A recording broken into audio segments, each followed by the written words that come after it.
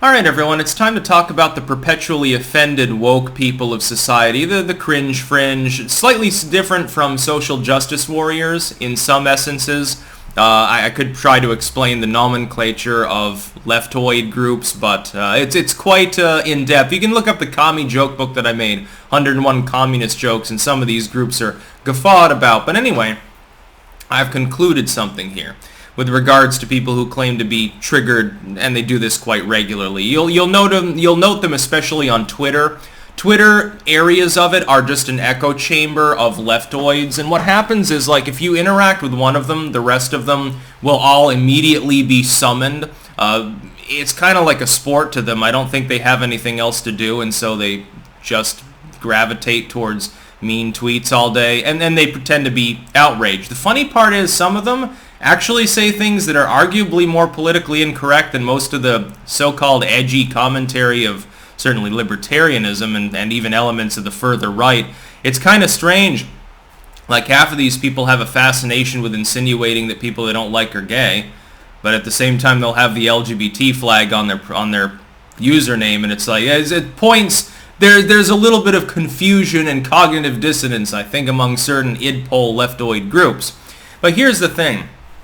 These people that spend all day complaining about how offended they are by others, I don't think they're offended at all in general. I think quite the opposite, actually. They're very, very tough to actually offend. They're just keeping up appearances. And what it resembles is church gossips. You know, little old ladies in church in the back pew gossiping about other people, tut-tutting over them, keeping tabs on the neighbors. The busybody neighbor that asks to borrow a cup of sugar so they can go through your medicine cabinet. You know, like the old stereotypical sort of comedic tropes about, you know, generally older ladies especially, but certain dudes as well, who just couldn't leave well enough alone and had to be a busybody because they had no life of their own.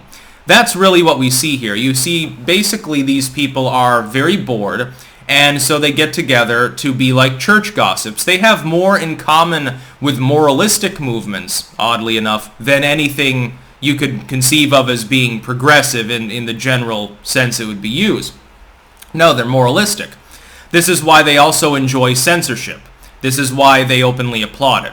This is why they enjoy the banning of books, or even outright book burnings. This is why they have no problem with political violence. It's not because they're trying to punch a Nazi. That's just the facade that they use, just like they're not actually offended at any of these groups. All it is a masturbatory expression of power through either group effort or through the use of strong-arm tactics that somebody else is engaged in. So these people, by and large, that you see being triggered all day, they're not going to throw a punch at someone who's marching for a pro-life movement or against censorship or something. They're not even going to show up. But they'll complain loud and long on Twitter because it builds them clout. It makes them feel like a member of an empowered group, which is what they wish that they were, and they get off on that power trip. Censorship. When they applaud a multi-billion-dollar corporation, which is coerced in some cases by the government literally, which is quasi-fascistic, and that conforms to the dictionary definition in and of itself. When they applaud that group crushing some small author or something, simply because they had a political opinion 5 years ago or told a joke that is now considered offensive, it's not an exercise in actually being outraged at this person. Do you think that Trigglypuff is actually outraged at Paula Deen saying the N-word back in the 1970s? Wasn't even born at the time. Nowhere near triggered and offended in any realistic sense. Simply working themselves up into a foaming rage to keep up appearances and to pretend that they are adjacent to an aggrieved group, making a difference, that they matter. That's what they want. They want to be part of something because they feel like they're not part of anything. This makes sense, since most of these people appear to be nothing more than LARPers with no friends who sit in their basements swilling the Gatorade. The funny part is I used to hear this trope all the time about the supposedly fanatically right-wing gamer movement and stuff like that, but just looking at pictures of these people, some of which post them frequently and quite proudly, it's like, number one, you need to get your mom to wash your clothes. Number two, you got there was one the other day. I was laughing at this. beanie covered in pins and stickers and shit. And one of them is like the U.S. flag, and another one's like the Soviet flag. And I'm thinking to myself, you're a walking contradiction. At this point, my assumption is the only reason you're doing this is to lash out and get attention. Just fine. I mean, youthful rebellion and all that stuff, but usually there's some coherence to it.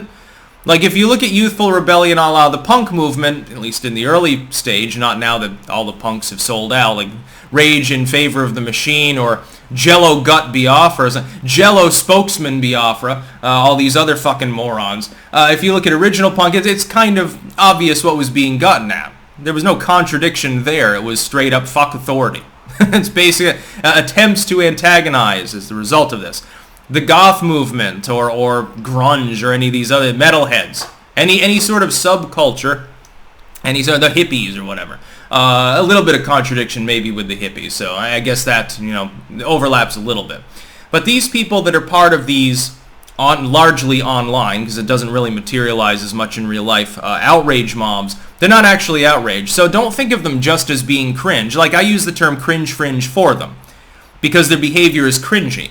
But it's not really, it's not that they're spineless, weak, pathetic in the sense of being offended. It's that they're spineless and weak in the sense of being lemmings that are going along with a movement that actually applauds corporate fascism, while the pretense there is we're fighting fascism. Well, you're not. You're actually literally endorsing it and promoting it openly. But you don't have that sense because, of course, you're a communist or a socialist or something. We can't be fasci. You're not actually following that ideological line beyond economic principles. If anything, you believe in an even more centralized variant of the same fusion of corporations and governments, believe in even more censorship, but you are weak. You're not able to stop someone from speaking.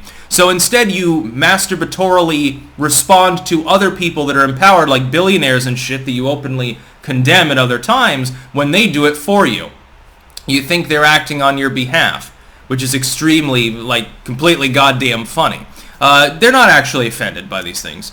They're not offended. I could make a show called The Slur Show on BitChute and Odyssey tomorrow.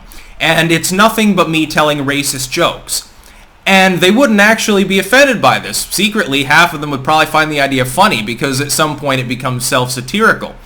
But they would pretend to be. They'd pretend, oh my God, they've gone too far this time. Keeping this, they've got a problem with Joe Rogan too, being used at the moment by CNN as a punching bag, but I have a feeling that he's going to be windmilling them at some point in the near future over the medicine that we're not allowed to even, I think, say on YouTube. We're not allowed to discuss it unless it's totally in the purpose of saying that it's a horse dewormer, something like that. So keep in mind, when you formulate debate against these people, consider not bothering, because they're not actually offended.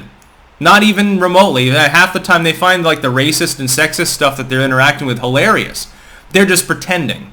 They're doing it to keep up appearances, and because they don't actually have a group to be in group and actually part of, they are a fractured, weak, pathetic person. They've got to pretend. That's about all. Peace out.